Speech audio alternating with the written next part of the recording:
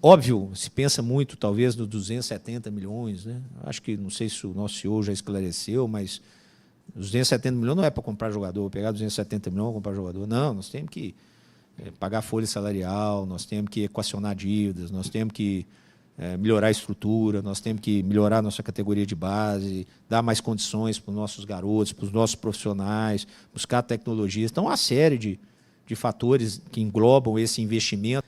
Então, você sabe que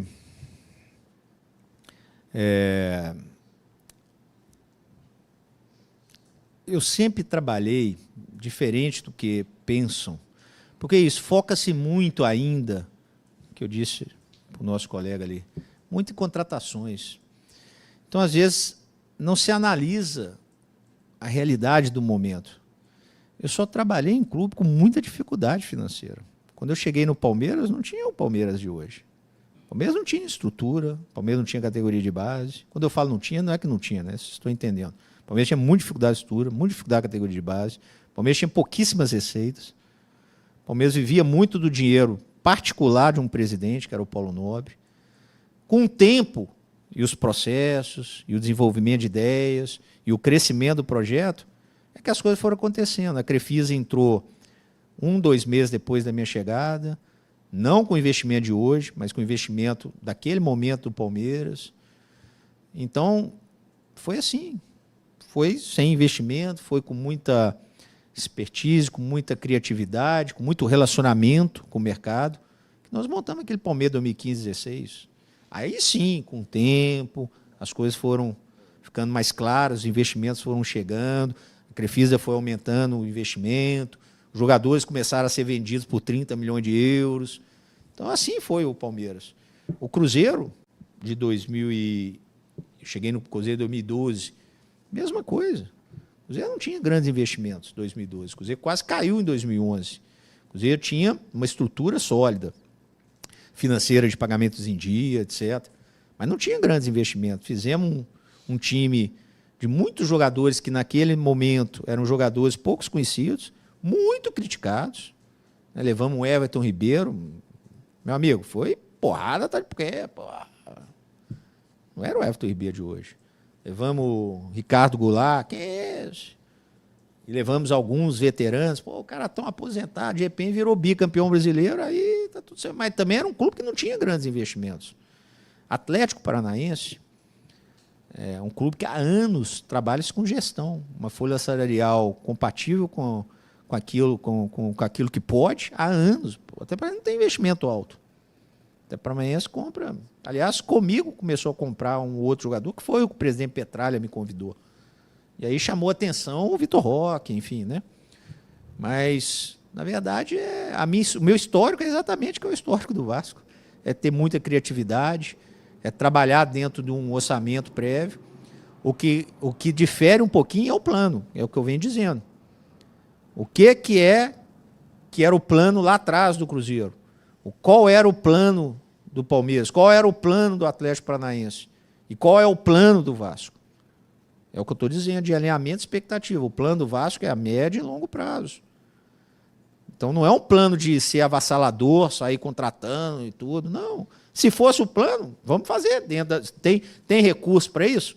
Tem condição para isso? Fala, mas não é o plano. O plano é a médio e longo prazo. O plano é arrumar bem a casa. E quando eu falo arrumar a casa, não é só elenco do profissional.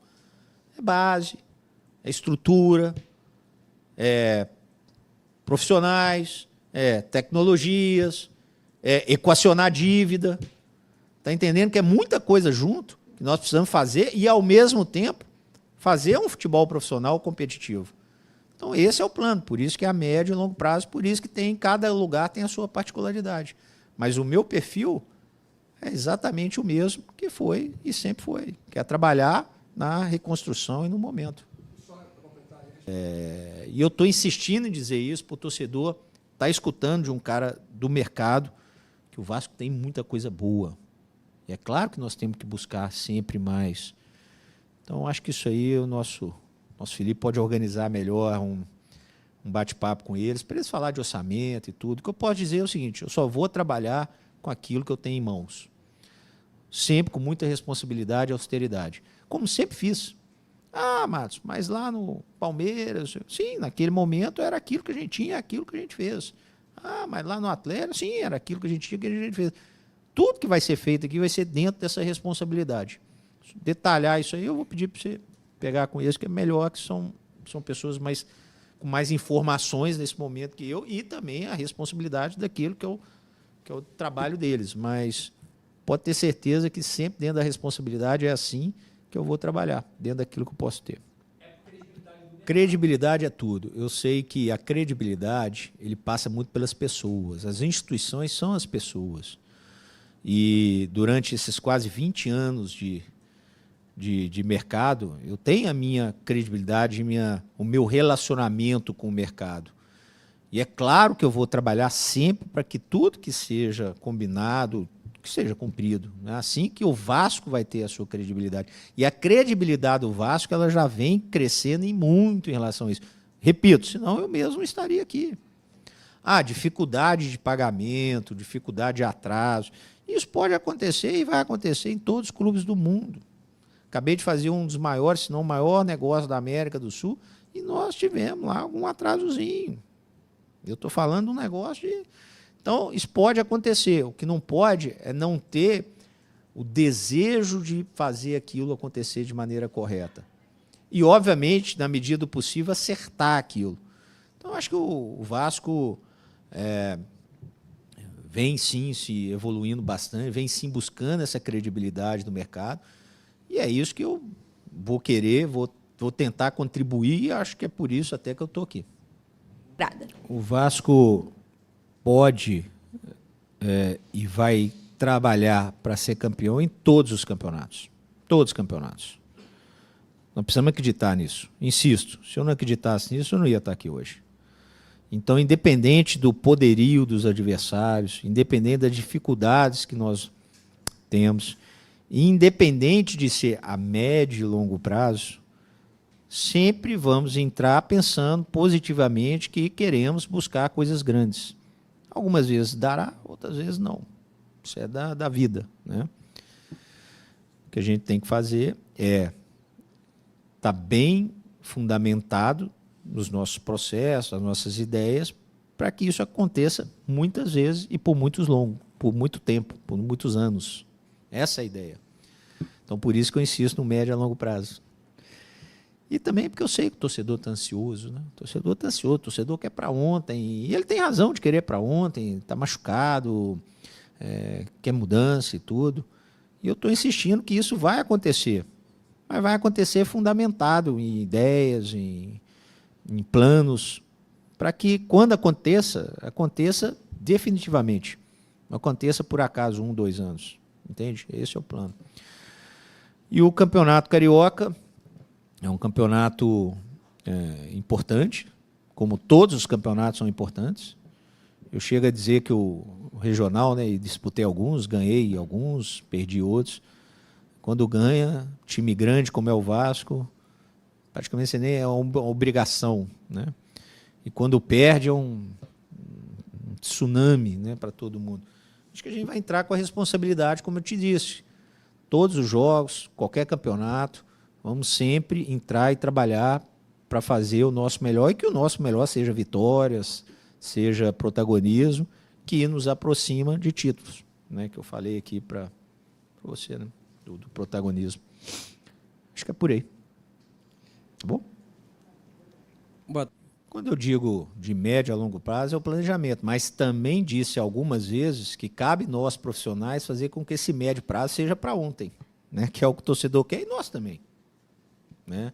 Então, temos que ter a competência, o trabalho, a dedicação para fazer isso o mais rápido possível. É difícil mensurar, imaginar, olha, em tal ano o Vasco... né? Então, tanto para o positivo como para o negativo, né? Então... o que a gente vai fazer é trabalhar muito para que as coisas sejam o mais rápido possíveis. Olha, interessante a pergunta, até para a gente tentar desmistificar alguma coisa. Quando olha um diretor executivo, olha um contratador, né?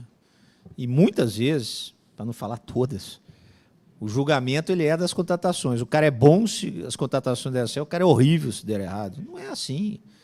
Uma contratação tem toda uma demanda, tem todo um processo, né? E são várias mãos. Isso começa com uma demanda técnica da comissão técnica, precisamos de um lateral, um zagueiro, enfim. Você tem uma análise de mercado, você tem uma análise individual de possíveis alvos, você define um alvo, você tem uma negociação a ser feita, você tem uma aprovação do financeiro, você tem uma aprovação médica, você tem uma aprovação do jurídico num contrato, você tem uma autorização do dono, do presidente, do CEO, você tem uma estratégia de marketing, de comunicação, você tem uma apresentação, você tem um registro e uma adaptação. Eu te falei aqui, sem pensar muito, 13 passos para uma contratação. Então, esse é um processo de contratação. Eu falo muito processo. O que é processo? Processo é isso. Vamos definir aqui como é que vai ser uma contratação. Vamos definir aqui como é que vai ser um fluxo de informação de um jogador que está no DM, quanto tempo ele demora, qual o processo, que estágio que ele está. Vamos definir isso aqui. Esses são os processos. E para que serve? Minimizar erros e dar mais força para as tomadas de decisões.